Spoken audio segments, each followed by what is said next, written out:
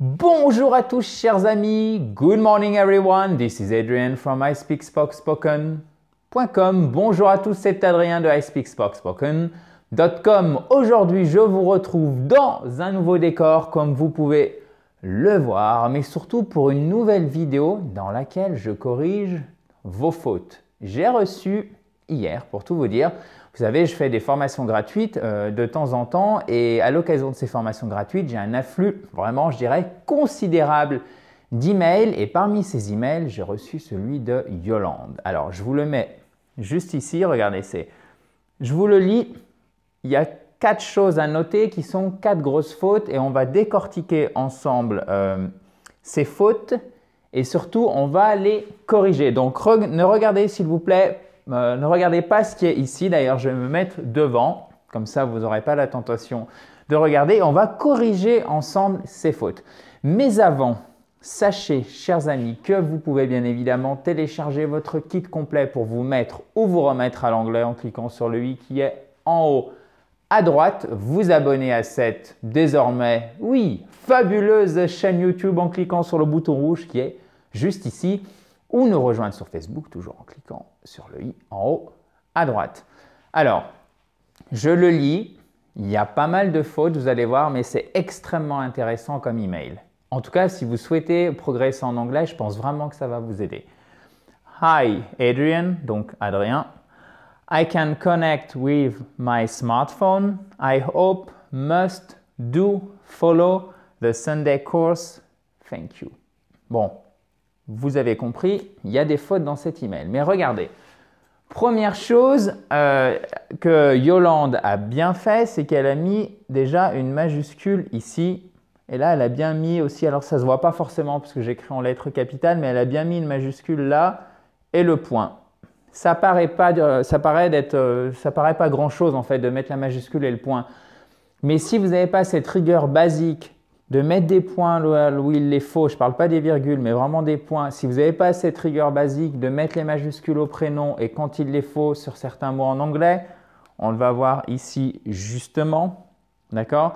Si vous n'avez pas la rigueur basique de mettre une majuscule à la première lettre du premier mot de la phrase, eh ben, c'est de cette façon, malheureusement, où vous risquez de faire de grosses fautes parce que si vous faites des fautes à ce niveau-là, derrière, vous n'allez pas forcément faire très attention au reste et la grammaire va être flottante, le vocabulaire pas toujours bon, etc.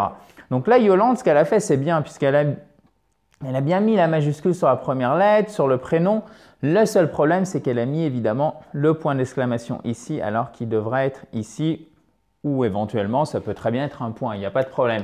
Donc, l'anglais, c'est comme le français et c'est ce que je vous disais il y a 30 secondes, il faut vraiment avoir cette rigueur basique, ça c'est clair et net. C'est majuscule, premier mot de la phrase, majuscule plus un point comme en français. Alors, ça peut être un point d'interrogation si vous faites une question, évidemment, un point d'exclamation, etc. Là, vous pouvez très bien mettre un point d'exclamation si vous le souhaitez. Ensuite, bon. Et ça, je sais que c'est le problème de beaucoup d'entre vous. Vous traduisez exactement le français dans l'anglais. Si je puis dire, vous faites une traduction littérale. Donc, par exemple, je peux me connecter avec mon smartphone. I can connect with my smartphone. Sauf que ça, chers amis, ça n'existe pas en anglais. C'est faux. Donc, je vous donne une astuce qui est hyper efficace et un réflexe que vous devez prendre dès aujourd'hui. Lorsque vous ne connaissez pas le vocabulaire ou lorsque vous avez un doute et surtout lorsque ça n'existe pas en anglais, vous en êtes sûr, comme c'est le cas ici de « to connect with my smartphone », qu'est-ce que vous faites? Eh bien, vous tournez la phrase autrement parce qu'il y a 9 chances sur 10, voire beaucoup plus, 95%, 99% de chances que vous connaissiez un synonyme ou un mot dont le sens est assez près pour pouvoir tourner la phrase autrement et faire une phrase qui soit bonne en anglais.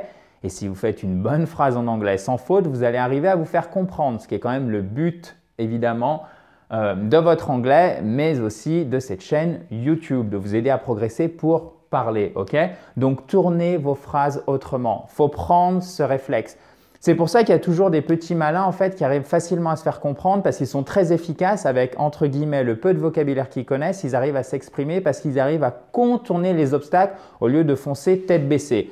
Alors, je n'ai pas dit que c'était facile, mais déjà, le simple fait de savoir ça, ça vous permet de déclencher la prochaine fois une tentative pour reformuler de manière différente. Donc ici, I can connect with my smartphone.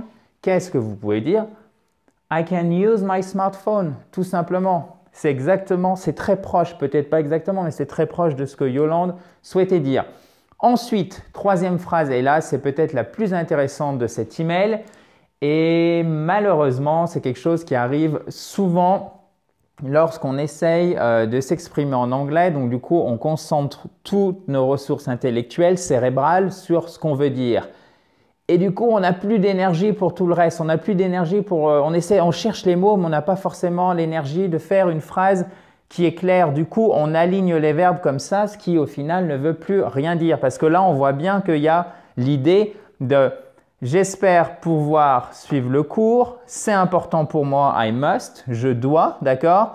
Et le do, bon, il traîne ici puisqu'on sait que c'est un auxiliaire, peut-être une histoire d'obligation aussi. En tout cas, il est là, voilà, mot courant.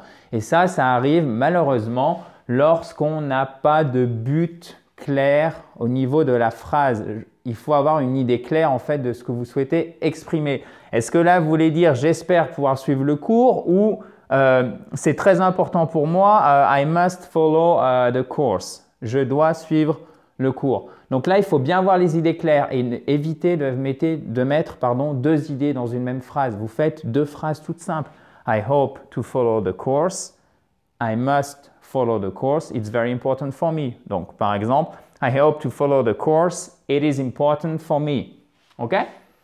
Donc, le but de votre phrase en anglais, il doit être connu. Ça, c'est la clé d'une expression claire. Et si vous avez déjà les idées claires, vous faites des phrases courtes, sujet, verbe, complément, vous allez éliminer beaucoup de fautes. Vous rajoutez là-dessus l'astuce que je viens de vous donner pour cette phrase, à savoir éviter la traduction littérale. Quand vous n'êtes pas sûr, qu'est-ce que vous faites? Vous utilisez déjà du vocabulaire que vous connaissez et vous contournez l'obstacle. Vous utilisez un synonyme pour exprimer la même idée ou quasiment la même idée. Donc, par exemple, I hope I can follow.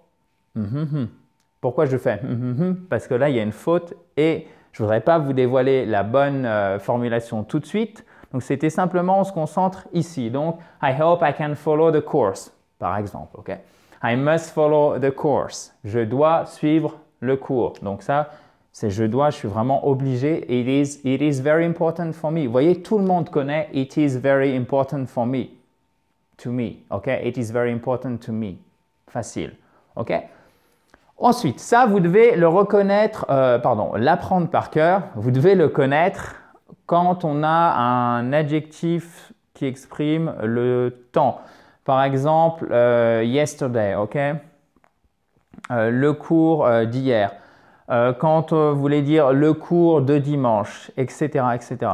Je vous raconte n'importe quoi. Pas un adjectif, évidemment, quand vous avez un complément du nom qui exprime le temps. Donc, par exemple, je vous le mets ici, le cours d'hier, d'accord? Le cours, la réunion de dimanche, etc., etc. Donc, vous voyez, vous pouvez apprendre ces deux exemples. Qu'est-ce que vous faites en fait? Vous mettez votre nom de manière tout à fait normale et lorsqu'il s'agit d'un jour de la semaine, un jour de la semaine en anglais prend toujours une majuscule. C'est extrêmement important. D'accord? Voilà, c'est pour ça que je l'efface et je la remets bien pour que ça soit visible. Il prend toujours, exactement comme la marque de la possession, un apostrophe S. Donc, le cours de dimanche, ça se dit Sunday's course.